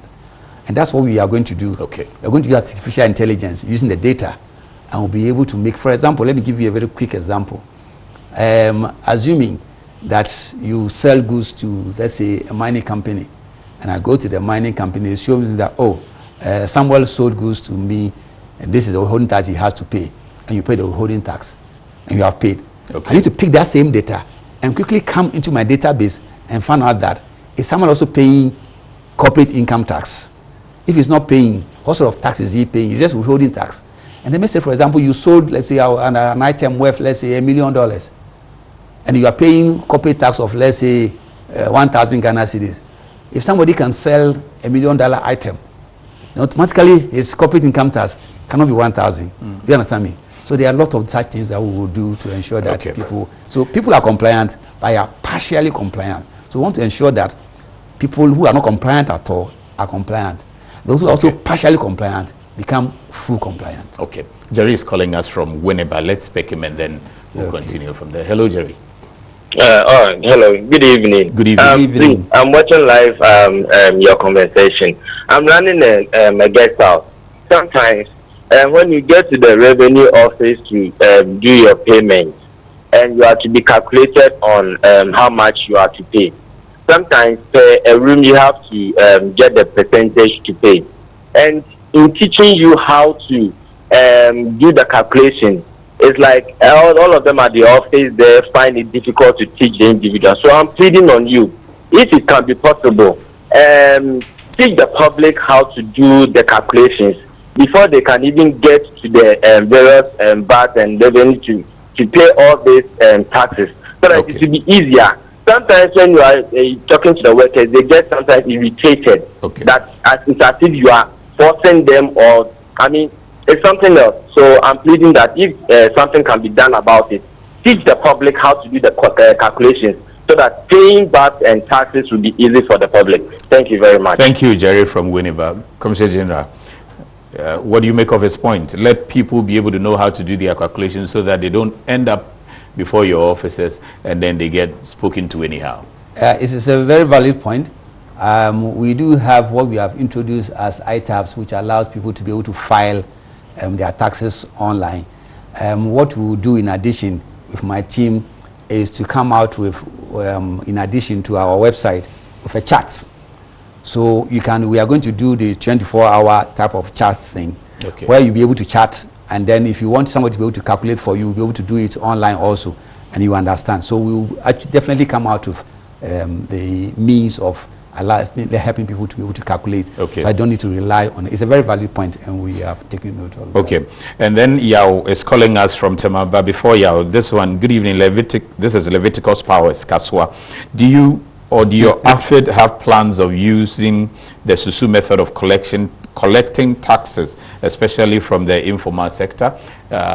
We will take that when we listen to Yao as well. Hello, Yao. Yeah, hello. Yeah. Hello. Hello, we can hear you, please. Yes. About the under invoicing and the over invoicing. What measures have you put in place? What measures have you put in place for the under invoicing and the over invoicing? To identify those, anomalies in the system. Well, it's a very complicated issue. I don't know whether you are using the customs to customs interface. Please. Thank you. Clear. So, CG, under invoicing, your measures, and then the one that also from Leviticus, whether you can use the Susu collection method as well. And then the issue of some of your officers not being too friendly to those who are willing to pay taxes. That was also raised by the gentleman. What would you say to your officers as well in that regard? Yeah, I want to encourage my team, and this platform is not because I'm constantly with them, and but it's something that we are emphasizing. The tax authority, and for that matter, the revenue officer, is not an enemy. We are a friendly organization, and it's important that myself and all my team to make sure that everybody can easily approach us. What I always tell people is that I can be friendly and firm. If you come to me and I tell you that you can't do this, I don't get angry with you. But the fact that I'm smiling doesn't mean that I will not insist on the right thing to be done. And you leave my office knowing that this is what I insisted on, but I never frown. My smile doesn't mean that it takes away the firmness out of it. And I want to I'm encouraging my team that it's important that we keep that. You don't need to scream to be firm. Okay, so and then on the issue about the Susu collection, I think that what we will going to encourage, and us in line with what His Excellency the Vice President and the government of Ghana is encouraging a lot of electronic payments. And so we are going to work with all the banks, and as I speak, there are more banks that we are adding, and then you'll be able to pay either through your mobile phone or through any other method that we have to ensure there's e-payment. We want to make sure that Ghana Revenue Authority is a cashless authority. Okay. We don't want to collect cash in the authority. Our job is revenue mobilization, not cash collection. Cash collection and cash management is for the bank. That's a clear distinction. And we want to make it that very, very clear. Okay. We've got a caller from Sapema, and then you can add his bid on this one. The custom to custom. The custom to custom, yes, I would love for you to add it to it. This one says, hello, Iron Paul, please, what's a new VAT for service and retail business, which I would also love for you to address. But we've got a caller from Sapema, and I don't want to keep him waiting. Hello? Hello? Yes. Yes, good evening. My name is Frank. I'm calling from Sapema. Good evening, Frank. Yes, please, my question is that to the Honorable General is that I do drop shipping, or it's an emerging business now that a lot of young guys are venturing into drop shipping, where you have an online store, you display your item, and then you sell to people. So I want to know, how do people like us pay tax, and which bracket do we belong? I went to an office in Ho some time ago to make inquiry about how much I'm supposed to pay as far as tax is concerned, and they are not even aware of the type of business it is. So I would like to ask if the General can throw more light on it for us. Okay, so he does online store business, and he wants to pay tax, and he went to ask some of your officers, and they are not aware of the kind of business he does and what category he belongs to. So we can add that one for the online stores. Okay. Please kindly explain more about the refund. Example, if I have been given an assessment of, say, 1,000 Ghana cedis, and at the end of the year, I pay 1,500 Ghana cedis, will I be given refund? Okay. As far as the online is concerned, I think that there's one message I need to also give to the public, that the government also came out with a policy that encourages young entrepreneurs. And young entrepreneurs that are in certain sectors, that includes sectors like tourism, sectors like IT, and other sectors that are outlined in the Act, allows for such young entrepreneurs below the age of 35 to apply for tax exemptions. So I want to use the opportunity to encourage. Okay. If you are a young entrepreneur, you are below the age of 35, and you have started your own business it's not all the sectors, but you need to just get the access, get to know the sectors. That one of the sectors I can remember very well is the IT sector. I also can remember the tourism sector. And so all these are areas that you can apply, and then our team will look at it, and then once they look at it and you qualify, you'll be able to be tax exempt.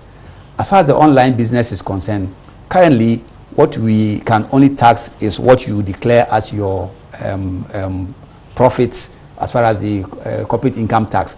But in terms of the direct online, we need as a country also to work out the policies and as to how the taxations are being done. Which we don't have now, as of now? There are certain areas that we do have.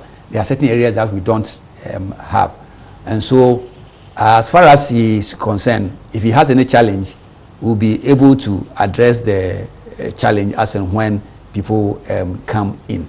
But the key thing I want to mention is the opportunity for them to receive, to have exemptions if they have online businesses and they are young men that are below, not young men and women. That are below 35. That are below okay, 35. So which means there's no law that is obliging them to the law obliges all of us to pay tax.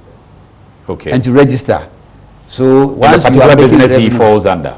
Yes, every business person. Okay. So if you are, once you are willing to pay the tax, definitely if you come or you are obliged to pay the tax, you definitely will be able to identify which tax type you fall in, whether it is corporate income tax, whether it is the vehicle income tax, whether it is VAT or withholding tax. We'll definitely be able to identify the one for you to pay. Okay. But the challenge is, let's say for example, I'm doing say Netflix, and I'm buying the thing from online and I'm consuming, and that's where we have to now try to understand how you will tax your Netflix consumption. Are we taxing the Netflix guy, or we are taxing the guy who is opening the channel for them? Okay. You understand me? That's what I'm talking about. But as far as you are doing a business in Ghana, there is a tax that are applicable to you for you to pay. Okay. Then the custom to custom one. Yeah, I think that I also mentioned that what we use the data for is that once we do the analysis, and so we're doing it more rigorously, we're able to pull out the data and we'll be able to identify whether you have over-invoiced or under-invoicing. In being able to determine whether you have over-invoiced or under-invoicing, there are quite a number of things that we use, which includes the custom-to-custom data, which includes the international database that gives us the right, values for the goods. And we're able to use them to be able to identify.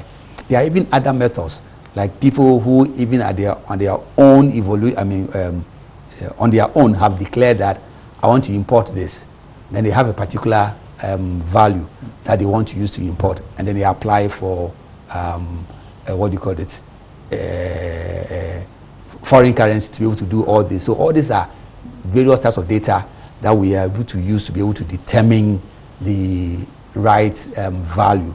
And therefore, if we find out that you are, when we say over-invoicing and under-invoicing, some of the people who do over-invoicing comes, especially those who have their parent companies outside. Mm-hmm. And therefore, the parent company is invoicing the good to the local subsidiary, in which he has to transfer money from the local subsidiary to the parent. So if it is over-invoicing, then more money goes to the parent, and therefore his corporate income tax at the end of the day becomes smaller. So some do those sort of over-invoicing, and then the others who do the under-invoicing is where he sees, so if he compares the tax he has to pay on the over-invoice figure and the eventual tax he has to pay on the corporate income tax, then it is more beneficial for him to over-invoice. And so all these are things that we track, and as we track them, we go back to make sure that the necessary penalties are applied. Okay. Abdul is calling us from Tema, is it? Hello, Abdul. Yeah, Petition. hello. Yeah, and that should be my last call. I want to contribute to the program. Okay, go ahead. Okay, I think there are two issues confronting the GRA as we speak. One has to do with their internal processes, and then the second one has to do with education on the tax laws. So my contribution is, can the GRA develop and deploy, let's say, an accounting package that will enable businesses from small to medium scale enterprises to process their data online and then go into pay at the bank without necessarily going to the GRA offices. For instance, at the end of every month or on the 14th, when you go to pay in your PAYE or VAT, you see a lot of queue at the GRA offices. Why should it be so at this age? Okay. Can't the GRA collaborate with banks for us to pay taxes at the various banks? Okay. So, yeah, so the other issue is that the GRA is having a lot of challenges assessing and collecting taxes because businesses are unable to put their records together. So now there's IT in place that can help businesses to sit at their offices, key in their data, and then roll out the reports, whether it is PAYE, whether it is VAT, whether it is corporate tax. Okay. The challenge is that the small and medium scale businesses don't have the resources to buy these accounting packages to process their data. Okay. So, but the GRA can invest in that so that people can sit at wherever they are to process their data. I mean, the IT people who can develop it and put it on cloud Cloud means that at wherever you are, once you have internet, you can access this accounting package, key in your data, process your... Thank you, Abdul. I think we have to leave it here for the sake of time. But the point is well made, Commissioner General. He's talking about your processes that some are cumbersome, for which reason people are not encouraged. What sort of cooperation do you have with the banks so people can easily pay? And then education on tax laws. Okay, I think that there are three things I mentioned earlier on in my conversation with you, that we are looking at our technology, people, and service. Okay. And therefore, the service that we are talking about is going to address the issue of the processes. And we are looking at the end-to-end process. And I mentioned clearly that we are moving away before the end of this year from collecting cash in January. And therefore, what we are going to ensure that you can go to the bank and get to know how much you have to pay and pay at the bank. Okay. You don't need, eventually, before the end of this year, you don't need to walk into a GRA physically to pay a tax. Okay. And we are working on that.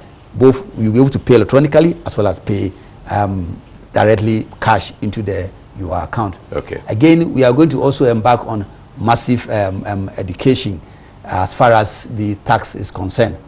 And we will be doing a lot in that area for people to understand. Okay. Thirdly, on the issue about, as I told you, we have come out with a system, electronic one. It is web-based and it's called ITAPS. Today you can actually access it, and that there are a number of things that you can use it for. Last year, what we did was to use it for the registration. There are a number of things that we have already tested. You should be able to make it to file. You should be able to do yourself, what do you call it, assessment and other things that we have outlined. We have tested them, and so we are going to roll them out this year. Okay. And we'll encourage many people to make use of it. My last question would be this business of having a ceiling for the exchange rate at the port, for instance. We remember that the Vice President's directive at some point came that we should, instead of getting different exchange rates every Tuesday at the port, it should be after 3 months or so. I don't know if you are aware of that, and whether this is being implemented. Are the exchange rates changing every Tuesday still at the port, or every 3 months? Currently it's still changing, and it's something that's every Tuesday. Yes, every Tuesday. And it's something that we will constantly be reviewing and seeing what is the best way to handle it. At the end of the day, whatever final decision that we take must be in the overall interest of the nation. And therefore, we are looking at it as well. Why does it change every Tuesday, though? Now, you know, exchange rates are very dynamic, and therefore it's important that you constantly review it. If you go to the banks, you will not get one exchange rate running. In fact, in the banks, we change exchange rates every day. But won't that then affect the way we run, depreciation and all of that? Won't that affect it? Because, I mean, if you have a system where today you are supposed to clear something at a cost of 100 cedis, just the next Tuesday when you go, it's either going up or going down. And quite often than not, it goes up.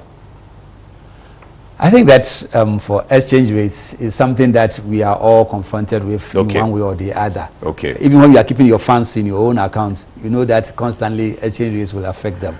So it's a matter of we deciding on what is the optimum timing for us to operate on that. Okay. Again, if I want to follow, the messages for you are just too much. But we're going to pick some news items around the world, and when we come back, we'll wrap up with the Commissioner General, Ghana Revenue Authority. China's Shanghai port has retained its rank as the world's busiest container port, having handled 43.3 million 20-foot equivalent units last year. Shanghai has held its top dog position for the past 10 years and aims to lead the way in the future as part of China's commitment to restoring the Silk Road. The port overtook Singapore back in 2010 as the world's busiest port, having handled 29.05 million TEUs at the time.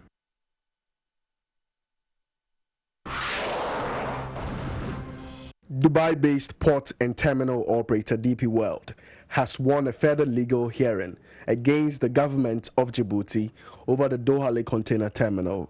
The port operator said in a statement that the London Court of International Arbitration has ordered Djibouti to restore the rights and benefits under the 2006 concession agreement to DP World and Dohale Container Terminal SA within 2 months or pay damages. The International Chamber of Commerce's International Maritime Bureau said in its annual piracy report that despite overall piracy incidents declining in 2019, there was an alarming increase in crew kidnappings across the Gulf of Guinea. In 2019, IMB's Piracy Reporting Center received 102 incidents of piracy and armed robbery against ships worldwide, in comparison to 201 reported incidents in 2018. The incidents included 4 hijacked vessels, 11 vessels fired upon, 17 attempted attacks, and 130 vessels boarded, according to the latest IMB figures.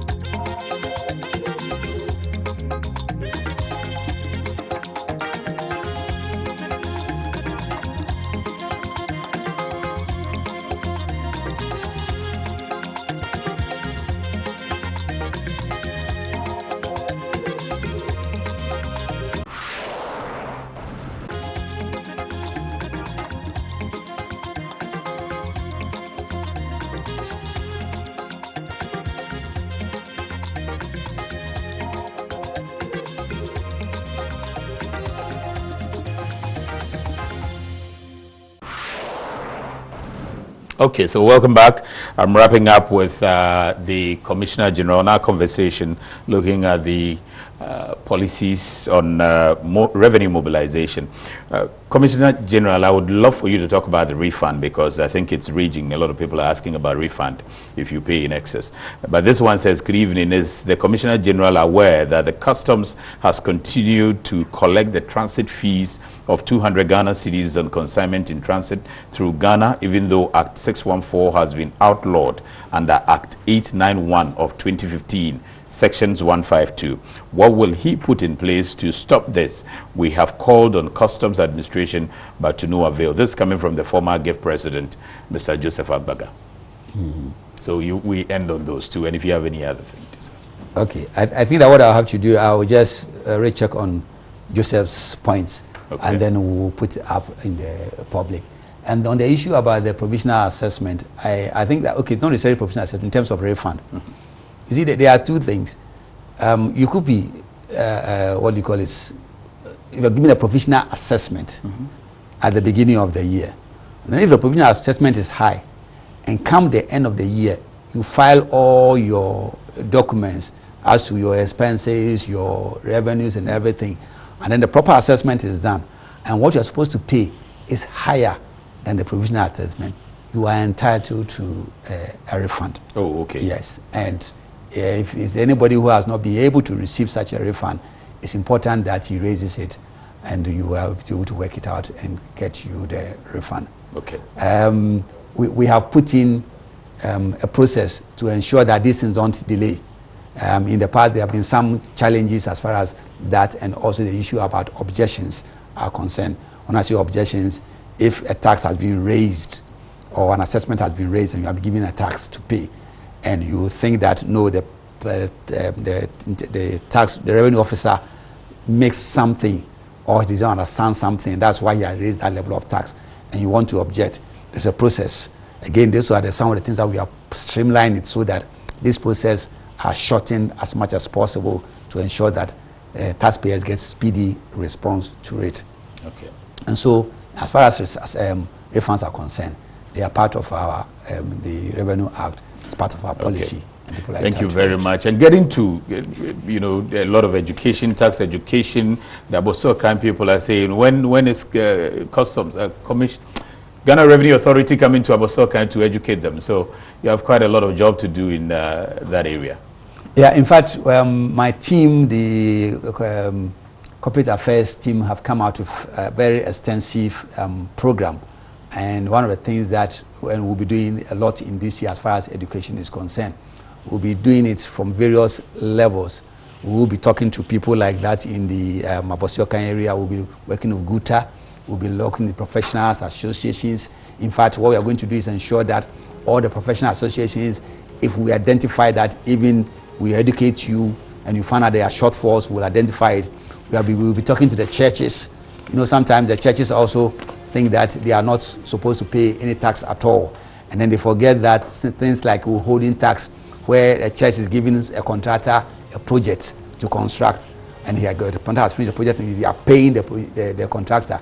They are supposed to deduct withholding tax. They think that because they are church, they are not entitled to pay. And then later on they find out that, oh, you didn't pay the withholding tax, and the contractor is gone. And so all these are things that we are going to educate, and we are going to team up with the Christian organizations, with the various groups, and we'll do a lot of education, because we believe that education on taxes are very key for voluntary compliance. Thank you very much, Commissioner General. We appreciate the time that you have spent with us, and we hope that we'll be seeing a lot more of you as well. So that's the Reverend Emisha Dai Owusu Amwa is the Acting Commissioner General, Ghana Revenue Authority.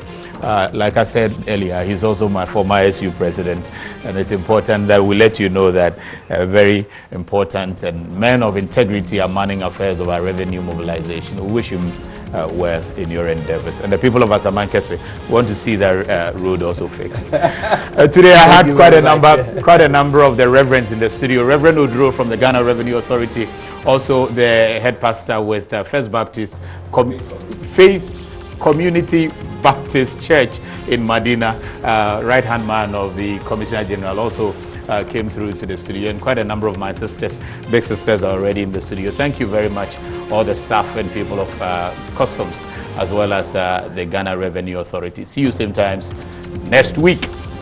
Thank you.